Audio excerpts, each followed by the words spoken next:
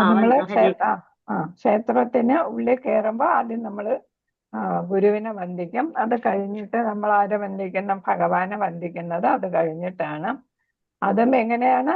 നമ്മള് നമ്മുടെ ഇടത് സൈഡില് എന്ത് വരണം? ഭഗവാന്റെ പ്രതിഷ്ഠ വരുന്ന തരത്തിലാണ് അവിടെയും നമ്മള് പ്രണമിക്കേണ്ടതല്ലേ.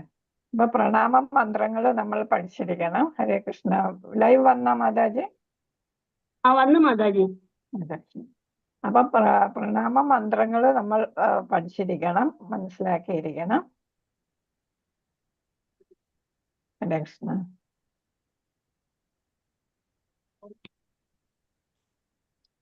അപ്പൊ പ്രഭുപാദരുടെയും ദീക്ഷാഗുരുവിന്റെയും പ്രണാമ മന്ത്രങ്ങൾ നമ്മൾ മനസ്സിലാക്കി അത് ചൊല്ലണം, ഉറക്കെ ചൊല്ലണം. എല്ലാവരും കേൾക്കുന്ന തരത്തിൽ ചൊല്ലണമെന്നാണ് പറയുന്നത്.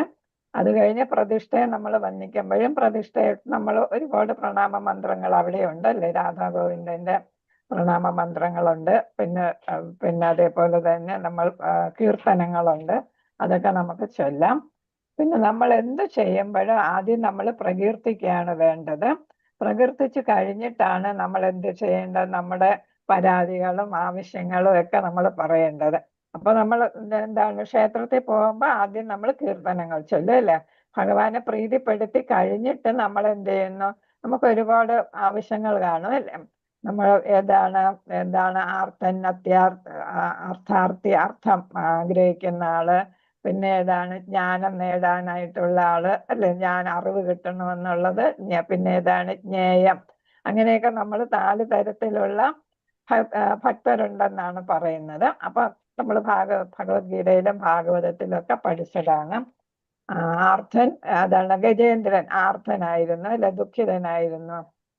അതേസമയം ധ്രുവ മഹാരാജാവ് അർത്ഥം കാംക്ഷിച്ച ആളാണ്. രാജ്യം വേണമെന്ന് കാംക്ഷിച്ച, ബ്രഹ്മാവിനെക്കാളും മുതുമുത്തശ്ശനെക്കാളും വലിയ രാജ്യം എനിക്ക് കിട്ടണമെന്ന് ആഗ്രഹിച്ച ആളായിരുന്നു അല്ലെ ധ്രുവ മഹാരാജാവ്.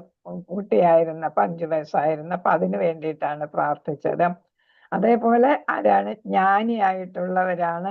4 കുമാരന്മാരെല്ലാം ജ്ഞാനിയായിട്ടുള്ളവരാണ്. പിന്നെ ഏതാണ്? ജ്ഞേയം. അതും അതേപോലെ തന്നെ ഏതാണ്? നമുക്ക് ഇതൊക്കെ അറിവുകളൊക്കെ പ്രായോഗിക തലത്തില് വരുത്തുന്ന അതാണ്. അപ്പൊ അതിനൊക്കെ വേണ്ടിയിട്ട് നമ്മൾ പ്രാർത്ഥിക്കുന്നു. അതിനൊക്കെ ഉദാഹരണങ്ങളാണ് ഇവരെല്ലാം പരമഭക്തരായിരുന്നു. അപ്പൊ നമ്മൾ എന്ത് ചെയ്യണം? അവരൊക്കെ നമ്മൾ ഭീഷ്മദേവൻ മഹാഭക്തനായിരുന്നു അല്ലെ. അപ്പൊ ഭീഷ്മദേവൻ എന്ത് ചെയ്യുന്നു? ആദ്യം ഭഗവാനെ കണ്ടപ്പോ എന്ത് ചെയ്തു? സ്തുതിച്ചു. ഭീഷ്മസ്തുതി അല്ലേ, കേട്ടിട്ടില്ലേ? ഭീഷ്മസ്തുതി ഭാഗവതത്തിനുണ്ട്. അതേപോലെ കുന്തി ദേവിയും തന്നെ എന്താണ്? ഭഗവാനെ പ്രകീർത്തിക്കായിരുന്നു ചെയ്തത് അല്ലെ, കുന്തി സ്തുതി. അതെ, പ്രഹ്ലാദ സ്തുതി. ധ്രുവ മഹാരാജാവും കുഞ്ഞായിരുന്നപ്പോ കണ്ടപ്പോ എന്താണ്? ഭഗവാനെ സ്തുതിക്കുകയായിരുന്നു ചെയ്തത്. ഒന്നും ഓർമ്മയില്ലായിരുന്നു. അപ്പൊ ഭഗവാൻ എന്താണ്? ഭഗവാന്റെ കയ്യിലിരുന്ന ഏതാണ് ഇത് ഏതാണ്? ശംഖ് കൊണ്ട് ധ്രുവ മഹാരാജാവിന്റെ തലയിൽ ഇങ്ങനെ എന്ത് ചെയ്ത് തൊട്ട്. അപ്പൊ ധ്രുവ മഹാരാജാവിന് എന്താണ്? ജ്ഞാനം കിട്ടുകയുണ്ടായി അല്ലെ. അപ്പൊ അത് കഴിഞ്ഞിട്ടാണ് അങ്ങനെ എന്താണ് ധാരാളം സ്തുതികള് ധ്രുവ മഹാരാജാവിന് ചെയ്യാനായിട്ട് പറ്റും. അപ്പൊ ഇതെല്ലാം എന്താണ്? ആദ്യം നമ്മൾ സ്തുതിക്കുകയാണ് വേണ്ടത്. അത് കഴിഞ്ഞിട്ട് വേണം നമ്മൾ ഭഗവാനോട് നമ്മുടെ ആവശ്യങ്ങൾ പറയുന്നത്. അപ്പൊ ഭഗവാൻ ആദ്യം കീർത്തനങ്ങൾ കൊണ്ട് പ്രൈസ് ചെയ്യുക. അത് കഴിഞ്ഞിട്ട് നമ്മൾ ആവശ്യങ്ങൾ, നമുക്ക് ചിലപ്പോൾ എന്തെങ്കിലുമൊക്കെ ആവശ്യങ്ങൾ കാണും, അതൊക്കെ സാധ്യമാകാനായിട്ട് നമ്മൾ അപേക്ഷിക്കുന്നു അല്ലെ. അപേക്ഷയാണ്, പ്രാർത്ഥനയാണ് അവിടെ ചെയ്യേണ്ടത്. അപ്പൊ ഇവിടെ നമ്മൾ എപ്പോ എന്ത് ചെയ്യണം? ക്ഷേത്ര ദർശനം നടത്തണം എന്നാണ് പറയുന്നത്. അതിരാവിലെയോ ഏതാണ്? ക്ഷേത്ര ദർശനം നടത്തുമ്പോഴോ ഭഗവാൻ ഉണർന്നതിന് ശേഷം മാത്രമേ പ്രണമിക്കാവൂ എന്നാണ്. അപ്പൊ നമ്മൾ ക്ഷേത്രത്തിൽ പോകുമ്പം നമ്മൾ ഇവിടെ എന്താണ് 4:30 മണിക്ക് നമ്മൾ എന്ത് പൂജയുണ്ട്? ഹരേ കൃഷ്ണ. രാവിലെ 4:30 മണിക്ക് ഏതാണ്? മംഗളാരതി. മംഗളാരതി അല്ലേ. ആരതി എന്ന് പറയുന്ന പൂജ എന്നാണ്. ഭഗവാൻ ഇങ്ങനെ ഓരോന്നും സമർപ്പിക്കുന്നതാണ് ആരതി എന്ന് പറയുന്നത്. മംഗളാരതി. നമ്മൾ അല്ലാത്ത ക്ഷേത്രങ്ങളിൽ എന്ത് പേരിലാണ്? നിർമാല്യം എന്ന് പറയല്ലേ. നിർമാല്യം തൊഴുക എന്ന് പറയും. നമ്മുടെ ഇസ്കോൺ ക്ഷേത്രങ്ങളിൽ അത് മംഗളാരതി എന്ന് പറയും. അപ്പൊ ഭഗവാൻ ഉണർന്നിരിക്കുന്ന സമയമാണ്. അതേസമയം നമ്മൾ എന്താണ്? ഇടയ്ക്കിടയ്ക്ക് നട അടയ്ക്കും അല്ലെ. ഭഗവാന് കോവിൽ അടയ്ക്കും. ഇപ്പൊ രാവിലെ തന്നെ ദർശനാരതി കഴിഞ്ഞ് ഒരു 9 മണിയൊക്കെ ആകുമ്പം ഇസ്കോൺ ക്ഷേത്രങ്ങളില് നമ്മുടെ മംഗലാപുരം ക്ഷേത്രത്തില് എന്ത് ചെയ്യുന്നു? വാതിലടയ്ക്കും.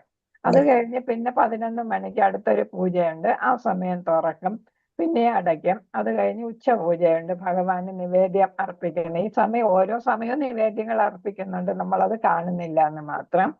ഭഗവാന് 8 പ്രാവശ്യം നിവേദ്യങ്ങൾ കൊടുക്കാം. അപ്പൊ അതൊക്കെ നമ്മൾ കാണാതെയാണ് ചെയ്യുന്നത്. നിവേദ്യം കഴിഞ്ഞ് ഉച്ചയ്ക്ക് വീണ്ടും തുറക്കും, 1 മണിയൊക്കെ ആകുമ്പോൾ വീണ്ടും തുറക്കും. അത് കഴിഞ്ഞ് വീണ്ടും കുറച്ച് കഴിയുമ്പോൾ അടയ്ക്കും, പിന്നെ വൈകിട്ട് തുറക്കും. അത് കഴിഞ്ഞ് വീണ്ടും അടയ്ക്കും. 4:30-ക്ക് തുറന്നിട്ട് പൂജയുണ്ട്. അത് കഴിഞ്ഞിട്ട് പിന്നെ സന്ധ്യ പൂജയുണ്ട്. പിന്നെ അത് കഴിഞ്ഞിട്ട് രാത്രി ഓരോ സമയം കുറച്ചു നേരം കഴിയുമ്പോൾ എന്ത് ചെയ്യുന്നു, നട അടയ്ക്കും. അത് കഴിഞ്ഞിട്ട് രാത്രി ശയനാരതിയുണ്ട്. 8 മണിയാവുമ്പോൾ ശയനാരതിയുണ്ട്. ആ ശയനാരതി കഴിഞ്ഞാൽ നട അടച്ചാൽ പിന്നെ രാവിലെ 4:30 മണിക്ക്. അപ്പൊ നമ്മൾ പഴയ ആളുകളൊക്കെ നമ്മൾ പറയും, ക്ഷേത്രത്തിന്റെ മുന്നേ കൂടെ പോകുമ്പോഴും നമ്മൾ നട അടച്ചിട്ടുണ്ടെങ്കിൽ തൊഴരുതെന്ന് നമ്മളുടെ വീട്ടുകാർ പറഞ്ഞിട്ടുണ്ട് അല്ലെ, മുതിർന്നവര് പറയും. കാരണം എന്താ ഇവിടെ പറയുന്നുണ്ട്, അതെന്തുകൊണ്ട് ഉണർന്നിരിക്കുമ്പോഴേ പ്രണമിക്കാവൂ എന്ന് പറയുന്നത്. കാരണം ഉറങ്ങുമ്പോൾ നമ്മൾ വിളിച്ചാലും ഭഗവാന്റെ ഉറക്കത്തിൽ നമ്മൾ ഭംഗം വരുത്തുന്നതായിരിക്കും അല്ലെ, അത് ദേവിയായാലും ഭഗവാനായാലും.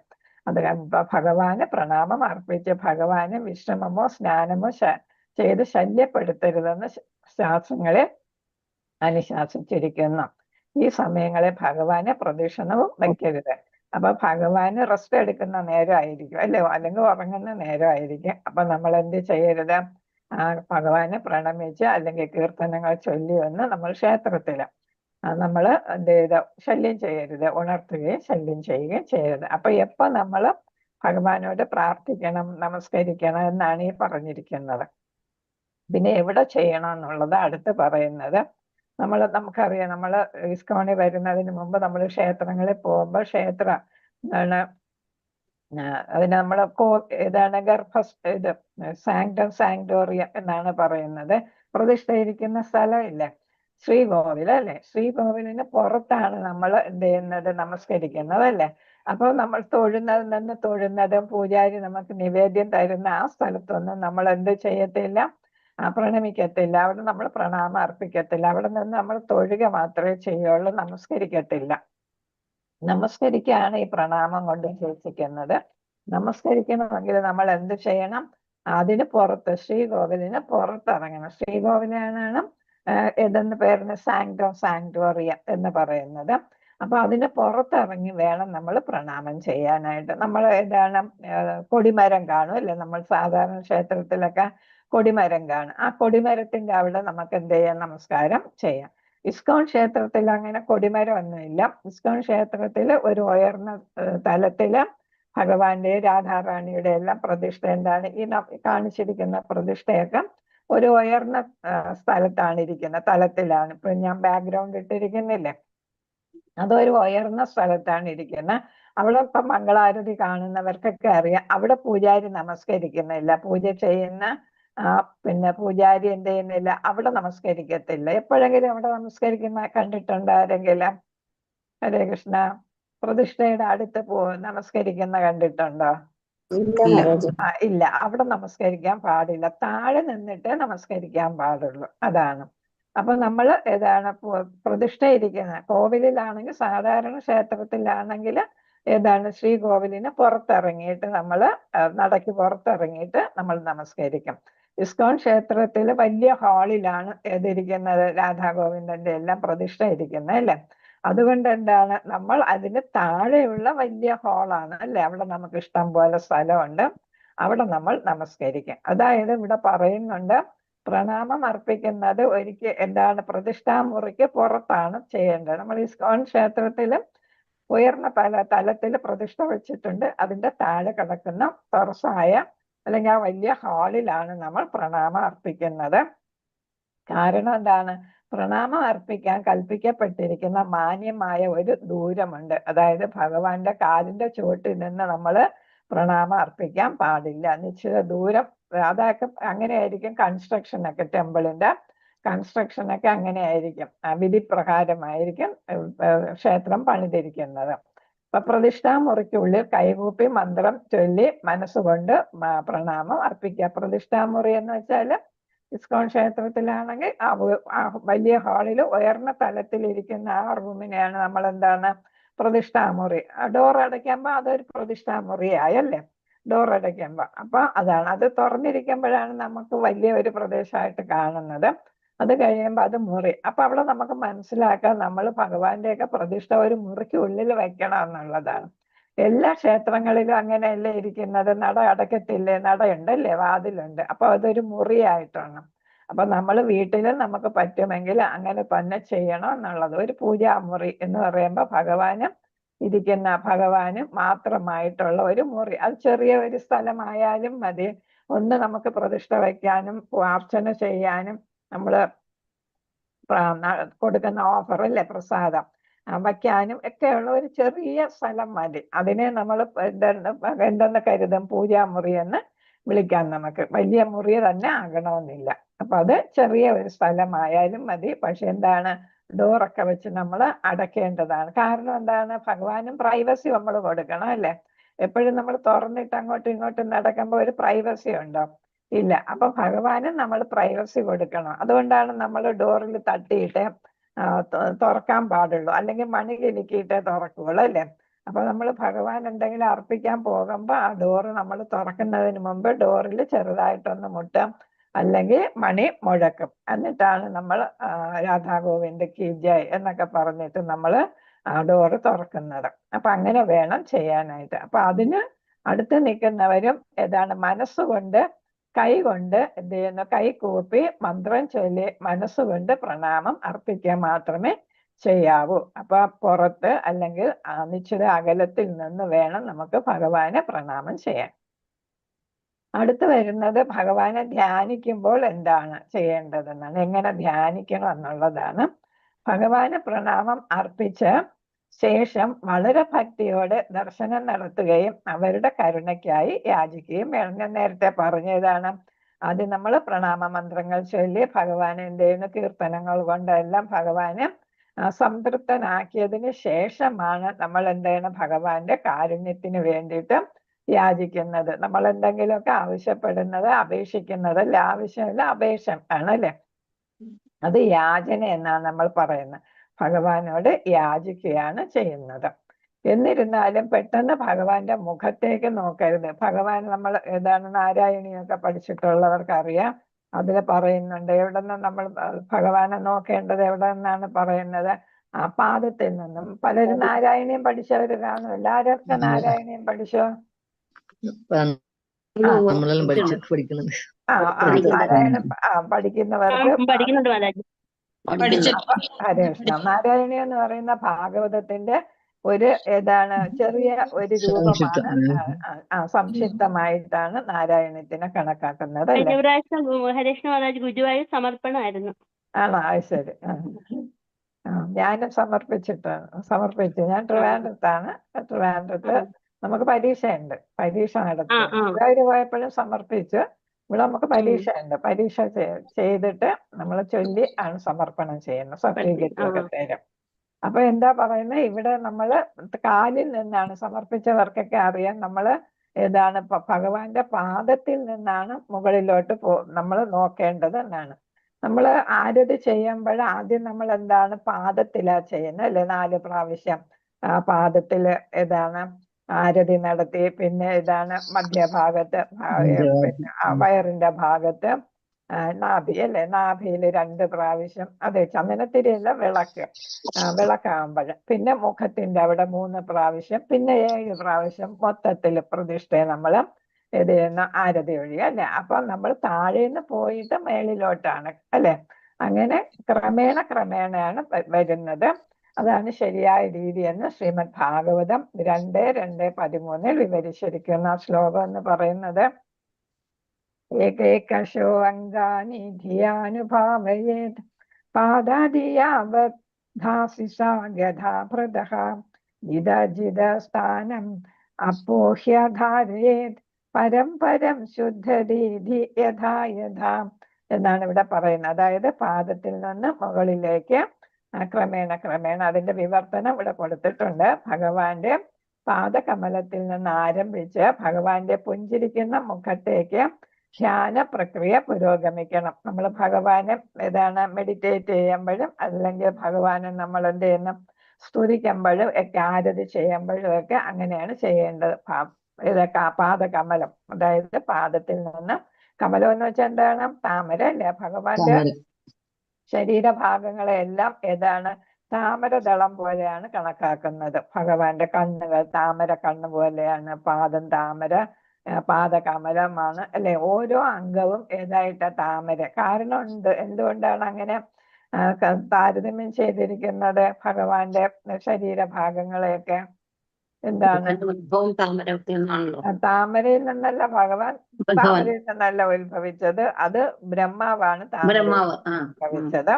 അതേസമയം ആ താമര എവിടെ വരുന്നു? ഭഗവാന്റെ നാഭിയിൽ നിന്ന് ആ താമര നാഭിയിൽ നിന്ന് ഉദിച്ച അല്ലെ? ആ താമരയിലാണ് ആദ്യത്തെ സൃഷ്ടിയായ ബ്രഹ്മാവ് സൃഷ്ടിക്കപ്പെട്ടത് അല്ലെ? അതേപോലെ തന്നെ താമര എവിടെയാണ് വളരുന്നത്? വെള്ളത്തിൽ വളരുന്നത്. വെള്ളം എന്നല്ല പറയുന്നത്, ചെളിയിലാണ് താമര വളരുന്നത് അല്ലെ? അപ്പൊ ചെളിയിൽ വളരുന്ന ചെളിയിൽ വളരുന്ന താമര ഏറ്റവും ലോകത്തിലുള്ള ഏറ്റവും ഭംഗിയാർന്ന പുഷ്പമായിട്ടാണ് കണക്കാക്കുന്നത് അല്ലെ? ഏറ്റവും വലിയ ഭംഗിയുള്ള പുഷ്പമാണ് താമര. അതേസമയം അത് വളരുന്നത് ചെളിക്കുണ്ടിലാണ് അല്ലെ? പക്ഷെ ആ താമരയ്ക്ക് ചെളിക്കുണ്ടിൽ വളരുന്നെങ്കിലും അതിനെന്താണ്? ഏറ്റവും നല്ല സൗന്ദര്യവും ഏറ്റവും നല്ല ഭംഗിയും പിന്നെ ഏതാണ്? ആ ചെളി അതിനെ ഒട്ടും എന്ത് ചെയ്യുന്നില്ല, സ്വാധീനിക്കുന്നില്ല, അഫക്റ്റ് ചെയ്യുന്നില്ല അല്ലെ? അങ്ങനെയാണ് താമര. അപ്പൊ അതിന് ഒരു സ്വാധീനവും ഈ ചെളിക്കുണ്ടിലില്ല. നമ്മളാണെങ്കിലോ, ചെളിക്കുണ്ടിലാണെങ്കിൽ നമ്മുടെ ദേഹം മുഴുവൻ ചെളിയാകും. അല്ലെങ്കിൽ മോശം ആളുകൾ ചെളിക്കുണ്ടിലും അതേപോലുള്ള മോശമായ ആളുകളുമായിട്ട് നമ്മൾ സ്ഥിരം ബന്ധപ്പെടുകയാണെങ്കിൽ നമ്മുടെ സ്വഭാവവും മോശമായിട്ട് വരും അല്ലെ?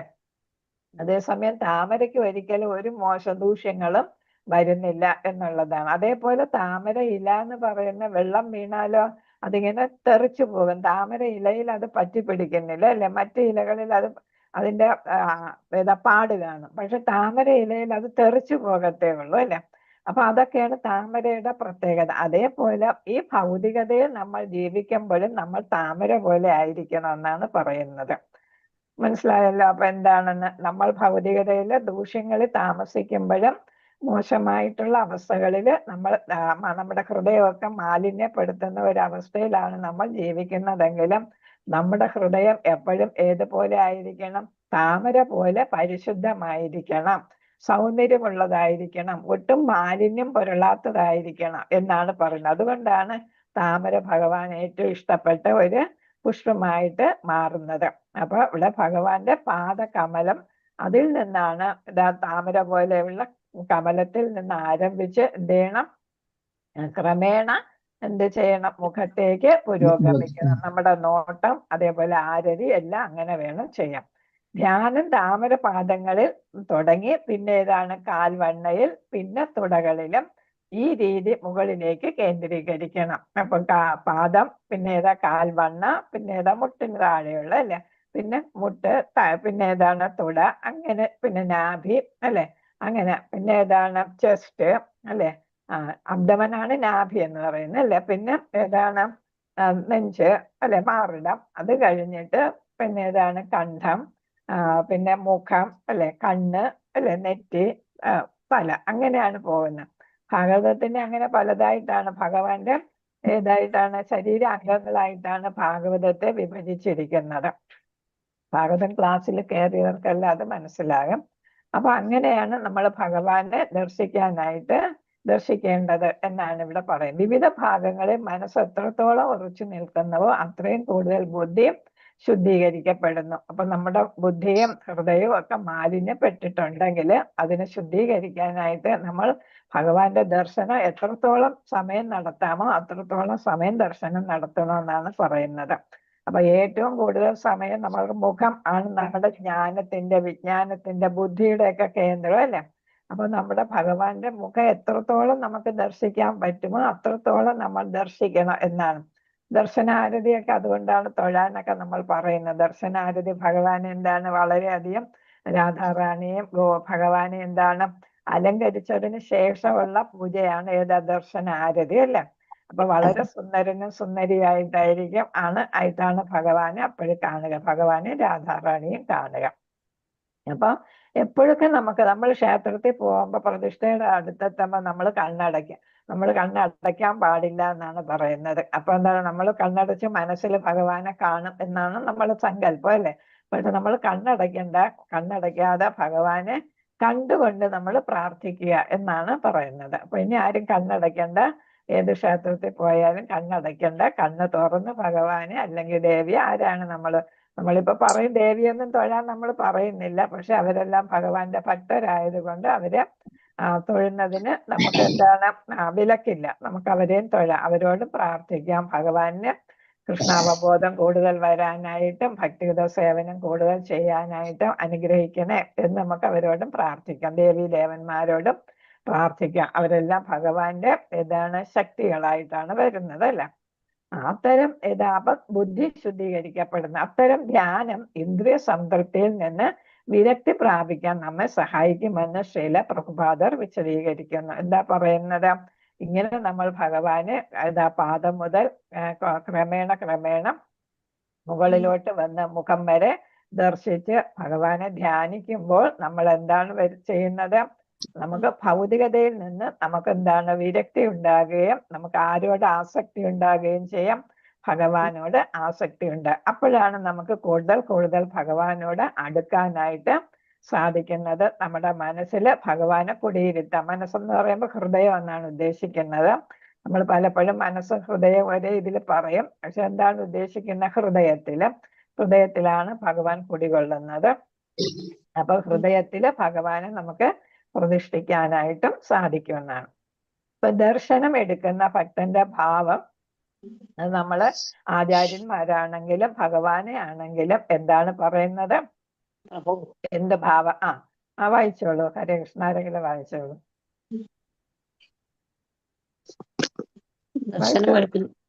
ദർശനമെടുക്കുന്ന ഭക്തന്റെ ഭാവം: പ്രഭോ, ഞാൻ അങ്ങയുടെ നിത്യദാസനാണ്. എനിക്ക് അങ്ങയെ ഏതുവിധം സേവിക്കണമെന്ന് ദയവായി അറിയിക്കൂ. അല്ലേ? അതെ, ഹരേ കൃഷ്ണ.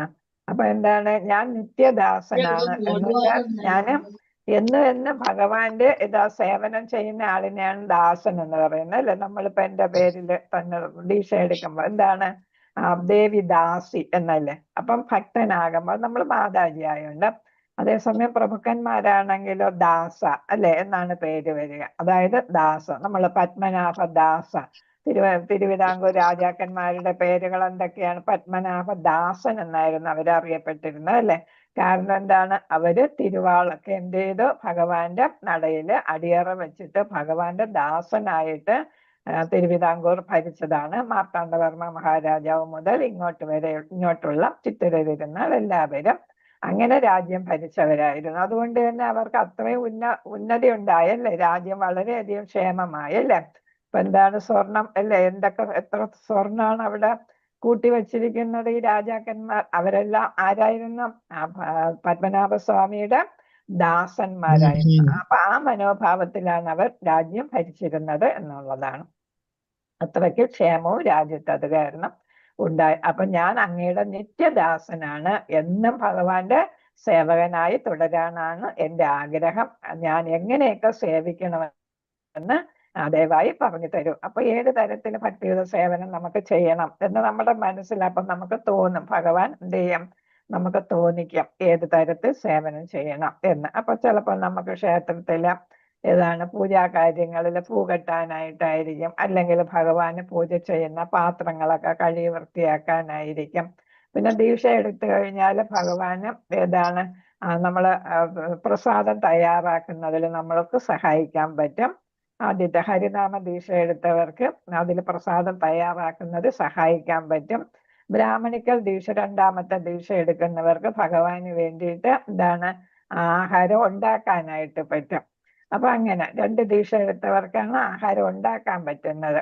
അപ്പൊ അത് നമ്മൾ പറയണ കിച്ചൺ, DT കിച്ചൺ എന്നാ പറയുന്ന. DT എന്ന് വെച്ചാൽ ദേവൻ, അല്ലെ? ഭഗവാൻ.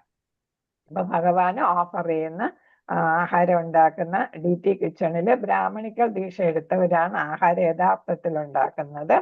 ഇപ്പൊ എന്നെ പോലെയുള്ളവർക്ക് ഞാൻ ഹരിനാമ ദീക്ഷ എടുത്തിട്ടുള്ളൂ, നമുക്ക് സഹായിക്കും. കിച്ചണിൽ കയറാനുള്ള അവകാശം നമുക്ക് തരും. അല്ലാത്തവർക്ക് കിച്ചണ് പുറത്ത് നിൽക്കാനേ പറ്റുള്ളൂ, കിച്ചണിൽ കയറാനായിട്ട് അനുവദിക്കത്തില്ല. ദർശനം എടുക്കുമ്പോൾ ഭക്തരുടെയോ അതിഥികളുടെയോ ദർശനത്തിന് തടസ്സമാകാതിരിക്കാൻ നമ്മൾ ഒരു വശത്തേക്ക് നീങ്ങി നിൽക്കണം. അത് നമ്മൾ ക്ഷേത്രത്തിൽ പോകുമ്പോൾ നമ്മൾ അങ്ങനെയാണ് ചെയ്യുന്നത്. നടയിൽ ആരും നിൽക്കത്തില്ല, അല്ലെ? ഇസ്കോൺ ക്ഷേത്രത്തിൽ പിന്നെ നട എന്ന് പറഞ്ഞ് ഇല്ല, എന്ന് വെച്ചാൽ ഇഷ്ടം പോലെ സ്ഥലം കാണും, അല്ലെ? അതുകൊണ്ട് അങ്ങോട്ടും ഇങ്ങോട്ടും ഒക്കെ നമുക്ക് നിൽക്കാനായിട്ട് ഇഷ്ടം പോലെ സ്ഥലം കാണും. ഇനി നമ്മൾ ഇത് ശ്രദ്ധിക്കണം. ഇരിക്കുമ്പോൾ നമ്മൾ സാധാരണ ക്ഷേത്രത്തിൽ പോയി ചെയ്യുന്ന പാടില്ലാത്ത കാര്യങ്ങളൊക്കെ നമ്മൾ ചെയ്യാറുണ്ട്. ക്ഷേത്രത്തിൽ ഒരാളുടെ ഇരിക്കുന്ന രീതിയെ സംബന്ധിച്ച് നിരവധി നിയന്ത്രണങ്ങളുണ്ട്. അപ്പൊ എങ്ങനെ നമ്മൾ ക്ഷേത്രത്തിൽ ഇരിക്കണം എന്നുള്ളതാണ്. ഇരിക്കുമ്പോൾ ഒരാൾ, ഇതെല്ലാം ശ്രീകോവിലിന്റെ പുറത്ത് നമ്മൾ ചെയ്യുന്ന കാര്യങ്ങളാണ്, അല്ലെ? ഇരിക്കുമ്പോൾ ഒരാൾ തന്റെ പാദങ്ങൾ ഭഗവാന്റെ മുന്നിൽ കാണിക്കുകയോ ആത്മീയ ആചാര്യൻ, തുളസി ദേവി മുതലായവരുടെ മുന്നിലോട്ട് നീട്ടുകയോ പാടില്ല. ഇത് ട്രാൻസ്ലേഷൻ ആയതുകൊണ്ടാണ് ഒരുപാട് മിസ്റ്റേക്ക് വന്നിരിക്കുന്നത്. ഇംഗ്ലീഷിൽ നിന്ന് മലയാളത്തിലോട്ട് ട്രാൻസ്ലേറ്റ് ചെയ്തതാണ്. അപ്പൊ ഒരുപാട്, പിന്നെ എന്റെ സിസ്റ്റത്തിലാണെങ്കിൽ കറക്റ്റ് ചെയ്യണമെങ്കിൽ മലയാളം ഇട്ടിട്ടില്ല. അപ്പൊ അതുകൊണ്ട് കറക്റ്റ് ചെയ്യാനും പറ്റത്തില്ല. അപ്പൊ നമ്മൾ ശ്രദ്ധിക്കേണ്ടതാണ്. നമ്മൾ ഇതുവരെ പലരും ശ്രദ്ധിക്കാത്ത, പോയി അങ്ങ് ഇരിക്കും, അല്ലേ? അത് കാലെങ്ങോട്ട് വെച്ചിരിക്കുന്നു എന്നൊന്നും ആരും ശ്രദ്ധിക്കാറില്ല. അപ്പൊ ഇവിടെ പറയുന്ന എന്താണ്? കാല് മൂടിയാണ് നമ്മൾ ഇരിക്കേണ്ട, പാദങ്ങൾ മൂടി വെക്കണം എന്നുള്ളതാണ് ഒന്ന്. പിന്നെ ഏതാണ്? അതേപോലെ തന്നെ പ്രതിഷ്ഠയുടെ മുന്നിലോട്ട് നമ്മൾ കാല് നീട്ടാനും പാടില്ല. പ്രതിഷ്ഠ എന്ന് പറയുമ്പോൾ ആരൊക്കെ പെടും അതില്? ആത്മീയ ആചാര്യനും തുളസി ദേവിയും അതിൽ പെടും. അപ്പൊ തുളസി തറ കാണും, അല്ലെ? അല്ലെങ്കിൽ ഇസ്കോൺ ക്ഷേത്രത്തില് ഒരു ഇതില് ചട്ടിയിൽ തുളസി നട്ടിട്ടുണ്ടായിരിക്കും, അല്ലെ? അത് വളരെ അലങ്കരിച്ചൊക്കെ, ചെടിച്ചട്ടി അലങ്കരിച്ചൊക്കെ, പിന്നെ മാലയൊക്കെ ഇട്ട് അങ്ങനെ വെക്കും. അപ്പൊ ആ തുളസി വെച്ചിരിക്കുന്ന ആ പാത്രത്തിന്റെ അല്ലെങ്കിൽ ആ ചെടിച്ചട്ടിയുടെ മുന്നിലേക്കും കാല് നീട്ടി വെക്കാൻ പാടില്ല. അതേപോലെ പ്രഭാതർ തുടങ്ങിയ ആചാര്യന്മാരുടെ മുന്നിലോട്ടും കാല് നീട്ടി വെക്കാൻ പാടില്ല. പ്രതിഷ്ഠയുടെ മുന്നിലും വെക്കാൻ പാടില്ല. അപ്പൊ ഇവരെല്ലാം തുല്യമായിട്ടാണ് കണക്കാക്കുന്നത്. അപ്പൊ പ്രതിഷ്ഠയാണെങ്കിലോ ആത്മീയ ആചാര്യനാണെങ്കിലോ തുളസി ദേവിയുടെ ആണെങ്കിലോ പാദങ്ങൾ മൂടി വെക്കണം. അതേപോലെ അവരുടെ പ്രതിഷ്ഠയ്ക്ക് മുന്നിൽ അല്ലെങ്കിൽ തുളസി ദേവിക്ക് മുന്നിൽ കാല് നീട്ടി വെക്കാനും പാടില്ല. ഇവിടെ എടുത്ത് പറയുന്ന പാദങ്ങൾ എപ്പോഴും മൂടിയിരിക്കണം. ഭഗവാന്റെ മുമ്പിൽ കാലുകൾ വിടർത്തരുത്. കണങ്കാലുകൾ, കൈമുട്ടുകൾ, കാൽമുട്ടുകൾ എന്നിവ പിടിച്ച് ഭഗവാന്റെ മുമ്പിൽ ഇരിക്കുകയും പാടില്ല. അപ്പൊ നമ്മൾ സാധാരണ ക്ഷേത്രത്തിൽ പോയി ഇപ്പൊ എന്തിനെങ്കിലും പോയാൽ അവിടെ എന്താ ചെയ്യുന്നത്? അങ്ങ് ഇരിപ്പാണല്ലേ. ചിലര് കാല് രണ്ടും നീട്ടി വെക്കും, ചിലരെന്താണ് കാലകത്തി ഇരിക്കും, അല്ലെ? കാല് നീട്ടി അകത്തി വെച്ചിരിക്കും. കാല് കഴയ്ക്കുന്നതുകൊണ്ട് പിന്നെ ബാക്ക് പെയിൻ ഒക്കെ വരുന്നത് കൊണ്ട്, അല്ലെ? നമ്മൾ അങ്ങനെയൊക്കെ ഇരിക്കും. പിന്നെ പലരും ചെയ്യുന്നത്, എവിടെയെങ്കിലും ഒരു പിടുത്തം വേണം. അതിനെന്ത് ചെയ്യും? കണങ്കാലില് പിടിക്കും, അല്ലെങ്കിൽ കൈമുട്ടിൽ പിടിക്കും, അല്ലെങ്കിൽ കാൽമുട്ടിൽ പിടിക്കും. ഇതൊക്കെ നമ്മൾ സാധാരണ ചെയ്യുന്നതാണ്. അപ്പൊ ഇതൊന്നും ചെയ്യാൻ പാടില്ല എന്നുള്ളതൊക്കെ ഭഗവാനെ അല്ലെങ്കിൽ ആത്മീയാചാര്യനെയും തുളസി ദേവിയൊക്കെ നമ്മൾ അപമാനിക്കുന്നതിന് തുല്യമായിട്ട് കണക്കാക്കപ്പെടും. അതുകൊണ്ട് നമ്മൾ മുതിർന്നവരുടെ മുന്നിൽ ഇതൊക്കെ ഇരിക്കുമോ? വീട്ടില് ഇല്ലല്ലോ, അല്ലെ? മുതിർന്നവരെ വീട്ടിൽ നമ്മൾ മുതിർന്നവരുടെ മുന്നിൽ ഇതൊന്നും ചെയ്യത്തില്ല. അപ്പൊ നമ്മൾ ബഹുമാനിക്കേണ്ട ആളുകളുടെ മുന്നിൽ നമ്മൾ ഇങ്ങനെ ചെയ്യാൻ പാടില്ല. അപ്പൊ ഇവിടെ ഭഗവാനെ ആചാര്യനെ തുളസി ദേവിയൊക്കെ നമ്മൾ ബഹുമാനിക്കുന്നു. അതുകൊണ്ട് കാലുകൾ നീട്ടുകയോ കാലുകൾ മൂടാതിരിക്കുകയോ വിടർത്തി വെക്കുകയോ കണങ്കാലിലോ കൈമുട്ടിലോ കാൽമുട്ടിലോ ഒന്നും പിടിക്കുകയോ അരുത്. ഇതൊക്കെ നമ്മൾ സാധാരണ ക്ഷേത്രങ്ങളില് പ്രത്യേകിച്ച് ഉത്സവങ്ങൾക്ക് പോകുമ്പോൾ കാണുന്നതാണ്. അവരിങ്ങനെയൊക്കെ ആയിരിക്കും ഇരിക്കുക. പിന്നെ അടുത്ത് ഒരാൾ കഴിയുന്നിടത്തോളം എവിടെ ഇരിക്കരുത്, എങ്ങനെ ഇരിക്കണം എന്നുള്ളതാണ്. പരമാവധി ഭഗവാന്റെയോ ശാസനത്തിന്റെയോ മുന്നിൽ പുറം തിരിഞ്ഞ് ഇരിക്കുന്നത് ഒഴിവാക്കണം. വ്യാസപീഠം എന്ന് നമ്മൾ പറയും. വ്യാസപീഠം എന്ന് വെച്ചാൽ ഗുരു ഇരിക്കുന്നിടമാണ്. ഇപ്പൊ നമ്മളൊരു ഇസ്കോൺ ക്ഷേത്രത്തിൽ പോകുമ്പം ഒരു ആചാര്യൻ വന്ന് പ്രഭാഷണം നടത്തും, അല്ലേ? പ്രഭാഷണം നടത്തുമ്പം ആ പ്രഭാഷകൻ ഇരിക്കുന്ന കസേര അത് താഴ്ന്ന കസേരയായിരിക്കും, അല്ലേ? താഴ്ന്ന കസേരയായിരിക്കും, ഇച്ചിരി വീതിയുള്ള കസേരയായിരിക്കും. ആ കസേരയാണ് വ്യാസപീഠം എന്ന് പറയുന്നത്. അതാണ് വ്യാസ ശാസനം എന്ന് പറയുന്നത്, വ്യാസപീഠം. അപ്പൊ ഗുരു ഇരുന്ന് പ്രഭാഷണം, അല്ലെങ്കിൽ മുതിർന്ന ആചാര്യരോ അല്ലെങ്കിൽ ഭഗവാന്റെ ശുദ്ധ ഭക്തന്മാരോ ഇരുന്ന് എന്ത് ചെയ്യുന്നതാണ്? പ്രഭാഷണം നടത്തുന്ന, നമുക്ക് ഭഗവത്ഗീതയോ ഭാഗവതത്തിന്റെയോ ഒക്കെ ക്ലാസ്സുകൾ എടുക്കുന്ന, അങ്ങനെ ഇരിക്കുന്ന ആ വ്യാസപീഠത്തിന് അല്ലെങ്കിൽ അതേപോലെ തന്നെ ഭഗവാന്റെയോ ഇരിപ്പിടത്തിന് മുന്നിൽ പുറം തിരിഞ്ഞ് ഇരിക്കാനായിട്ട് പാടില്ല. എന്നുവെച്ചാൽ പുറം കാണിക്കുന്നത് അവരെ അപമാനിക്കുന്ന പോലെയാണ് അല്ലെ.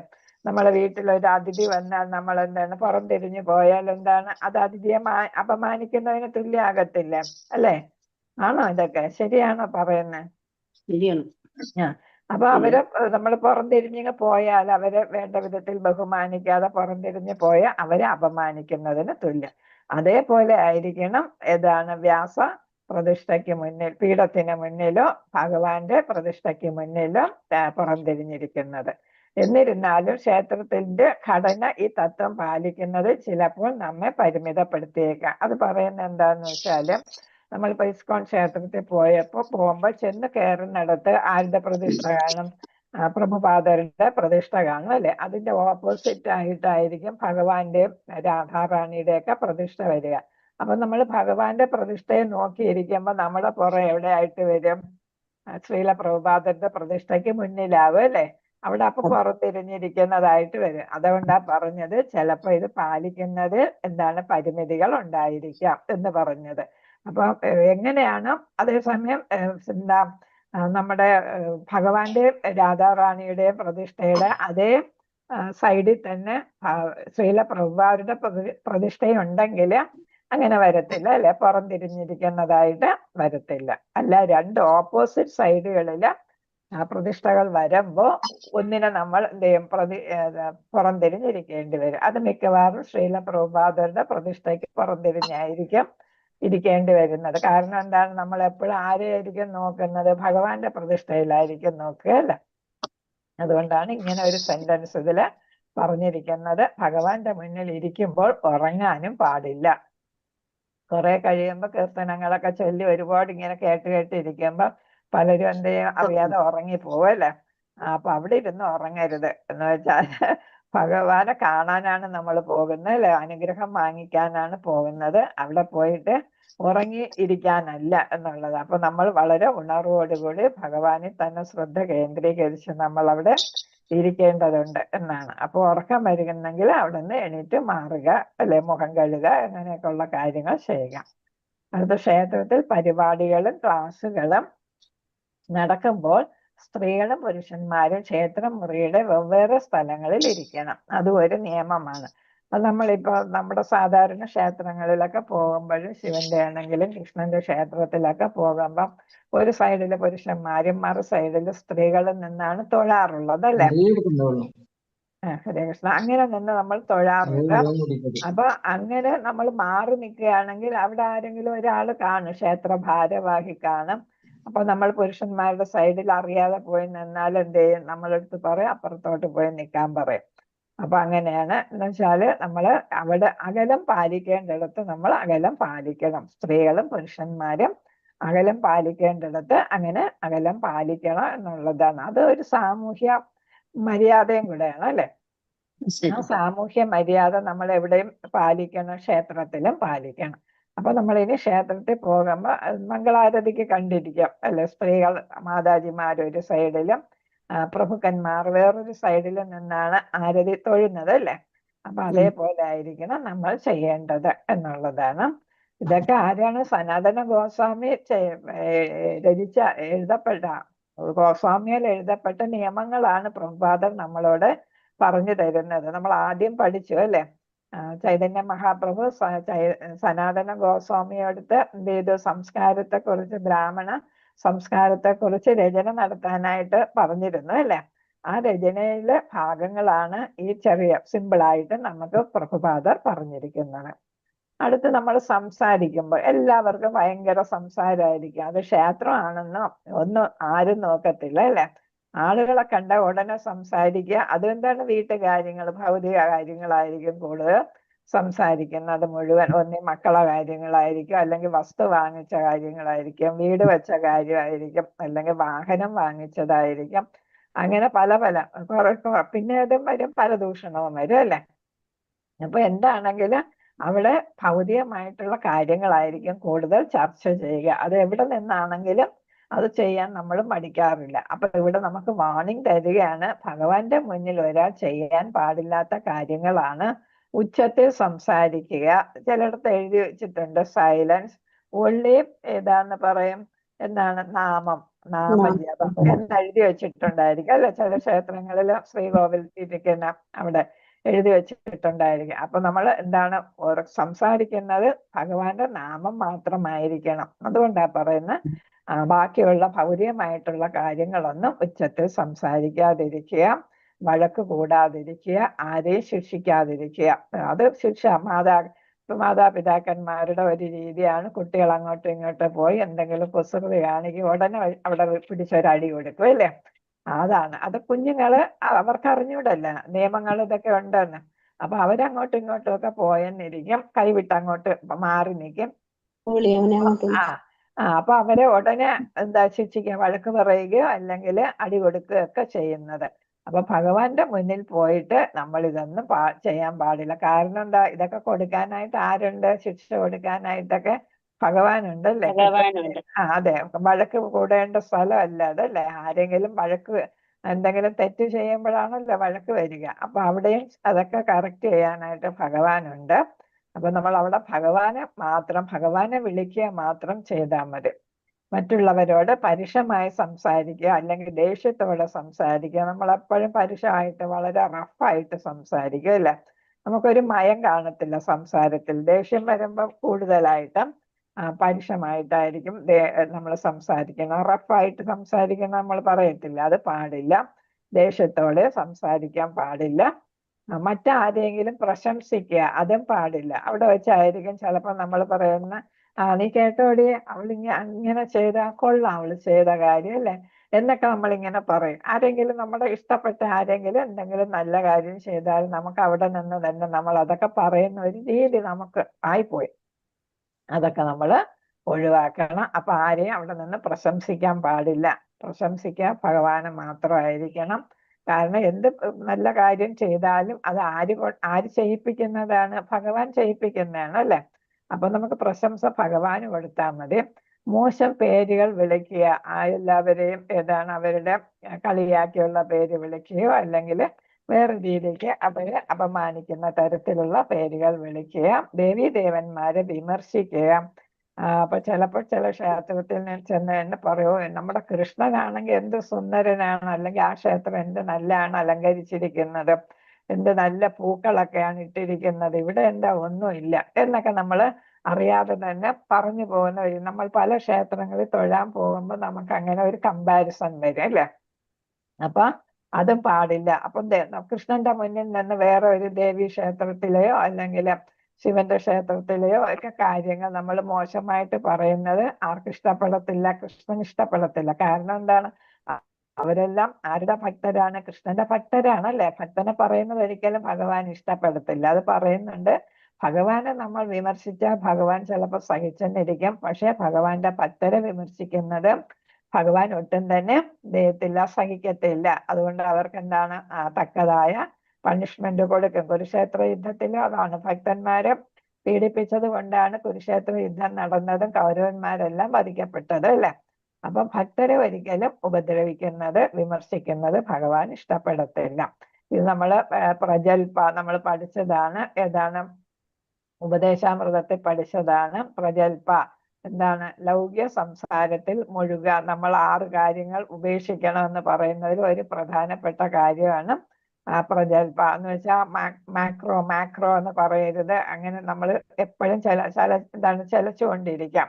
നമ്മൾ വായാടി എന്ന് പറയത്തില്ല, അതേപോലെ ഈ പ്രജൽപ എന്ന് പറയുന്നത് ലൗകിക സംസാരത്തിൽ മുഴുകുന്നതിനെയാണ്, ഭൗതികമായിട്ടുള്ള സംസാരത്തിൽ മുഴുകുന്നതിനെയാണ് പ്രജൽപ. അപ്പൊ തവള പോലെയാണ് മാക്രോ എന്ന് പറയുന്ന. തവള എന്ത് ചെയ്യണം, രാത്രി കാലമാകുമ്പോൾ, പ്രത്യേകിച്ച് മഴക്കാലമാകുമ്പോൾ എന്ത് ചെയ്യും, ഇങ്ങനെ അല്ലെ, തവള മാക്രി അല്ലെ, അതിങ്ങനെ ശബ്ദം ഉണ്ടാക്കിക്കൊണ്ടിരിക്കും. ശബ്ദം ഉണ്ടാക്കി ആരെ വിളിച്ചു വരുത്തുന്നു, പാമ്പിനെ വിളിച്ചു വരുത്തുന്നു. പാമ്പ് വന്ന് തവളയെ എന്ത് ചെയ്യുന്നു, പിടിച്ചു വിഴുങ്ങുകയും ചെയ്യും. അതായത് നമ്മുടെ നാശം എന്താണ്, അനാവശ്യമായിട്ടുള്ള പ്രഗൽഭം അല്ലെങ്കിൽ സംസാരം നമ്മുടെ നാശത്തിന് ഇടയാക്കും എന്നാണ്. അത് നമുക്ക് അറിയാവുന്നതാണ് അല്ലെ, പലർക്കും അനുഭവം ഉണ്ടായിരിക്കും.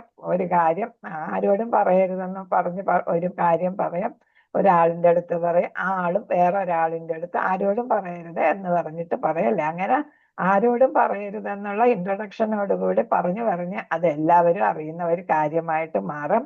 ആ കാര്യം അത് ഇതാണ് അതിന്റെ ഉറവിടത്തിലെ ആളിന് വളരെ ദോഷം ചെയ്യുന്നതായിരിക്കും. അങ്ങനെ നമ്മൾ എന്താണ് അവരുടെ ശത്രുവായിട്ട് മാറും. വളരെ പ്രശ്നങ്ങൾ അങ്ങനെ ഉണ്ടാകും. അപ്പൊ കുടുംബ കലഹം തന്നെ ഉണ്ടാകും. അതുകൊണ്ട് നമ്മൾ എന്താണ് അനാവശ്യമായിട്ടുള്ള സംസാരത്തില് ലൗകികമായിട്ടുള്ള സംസാരത്തിൽ നിന്നും മാറി നിൽക്കുക. പിന്നെ നമുക്ക് ഏതാണ് പ്രധാനമായിട്ട് വരുന്നത്, നുണ പറയുക. അത് എല്ലാവരുടെയും ഒരു സ്വഭാവമാണ്. അപ്പൊ ആവശ്യമില്ലാതെ മറ്റുള്ളവരുടെ കാര്യം പറയുന്നത്, ചിലത് നുണ എന്ന് പറയുമ്പം നടക്കാത്ത സംഭവത്തിനെ കുറിച്ച് നടന്നെന്ന് പറയുന്നതിനെയാണ് നുണ എന്ന് പറയുന്നത്. അത് നമ്മൾ ഒഴിവാക്കുക. പിന്നെ ഭഗവാന്റെ ശുദ്ധ നാമം ജപിക്കുന്ന ഭക്തരുടെ അടുത്ത് സംസാരിക്കുക. അപ്പൊ എന്താണ്, അവരെന്ത് ചെയ്യുന്നു, ഭഗവാനെ സ്മരിച്ചുകൊണ്ട് കീർത്തനങ്ങൾ ചൊല്ലിക്കൊണ്ട് നിൽക്കുന്നതായിരിക്കും. അപ്പൊ അവരുടെ അടുത്ത് പോയി സംസാരിക്കുമ്പം അവരെ അതിൽ നിന്നും എന്താണ് ശല്യപ്പെടുത്തുന്നതായിരിക്കും അല്ലെ. നമ്മൾ പ്രാർത്ഥിച്ചുകൊണ്ടിരിക്കുമ്പോൾ നമ്മളടുത്ത് ആരെങ്കിലും വന്ന് എന്തെങ്കിലും സംസാരിക്കാൻ വരുമ്പോ അതെന്താണ്, നമ്മുടെ പ്രാർത്ഥന മുറിയും അല്ലെ. അത് നമുക്ക് പ്രാർത്ഥിച്ചുകൊണ്ടിരിക്കുന്നവർക്ക് അതൊരു ഉപദ്രവമായിട്ട് മാറും, ശല്യമായിട്ട് മാറും. അപ്പൊ അത് നമ്മൾ ചെയ്യരുത്. ആരെങ്കിലും പ്രാർത്ഥിക്കുകയാണെങ്കിൽ അവരുടെ അടുത്ത് പോയി അവരെ സംസാരിച്ച് ശല്യം ചെയ്യാതിരിക്കണം. അതിഥികളോടും ഭക്തരോടും ഭഗവാന്റെ മുന്നിൽ സംസാരിക്കുക. അത് പ്രചാരണത്തിനോ അവരുടെ കൃഷ്ണാവബോധം മെച്ചപ്പെടുത്തുന്നതിനോ സഹായിക്കുന്നുവെങ്കിൽ മാത്രം. ഇപ്പൊ നമ്മൾ ക്ഷേത്രത്തിൽ വെച്ച് ആരോടെങ്കിലും സംസാരിക്കുന്നെങ്കിൽ അത് എന്തിനു വേണ്ടിയിട്ടായിരിക്കണം, ഭഗവാനെ കുറിച്ചുള്ള കാര്യങ്ങൾ പറഞ്ഞ് ആ കൃഷ്ണാവബോധം പ്രചരിപ്പിക്കുന്നതിന് വേണ്ടിയിട്ടാണെങ്കിൽ മാത്രം അത് ആകാം. അല്ലാത്തിടത്തോളം അത് ക്ഷേത്രത്തിനുള്ളിൽ നമ്മൾ സംസാരിക്കാൻ പാടില്ല. പുറത്തും ആവശ്യമില്ലാതെ നമ്മൾ സംസാരിക്കാൻ പാടില്ല. എന്നാൽ മറ്റെല്ലാ ചർച്ചകളും ക്ഷേത്രമുറിക്ക് പുറത്ത് നടത്തേണ്ടതാണ്. അപ്പൊ സംസാരം പുറത്താകണം. പക്ഷെ പുറത്താണെങ്കിലും നമ്മൾ സംസാരത്തിന് സംയമനം പാലിക്കുന്നതാണ് എപ്പോഴും നല്ലത്. അത് ക്ഷേത്രത്തിനകത്തെ വൃത്തിയും ശുചിത്വവും കുറെ ഉണ്ടല്ലേ. ഹരേ കൃഷ്ണ. നമുക്ക് ഇന്നിവിടെ നിർത്താമോ? ഹരേ കൃഷ്ണ. എന്തെങ്കിലും സംശയം ഉണ്ടെങ്കിൽ ചോദിച്ചോളൂ. വാഞ്ചകൽപതരൂപശ്യ കൃപാ സിന്ധുഭേവ പതിതാനം പാവനേഭ്യോ വൈഷ്ണവേഭ്യോ നമോ നമഃ.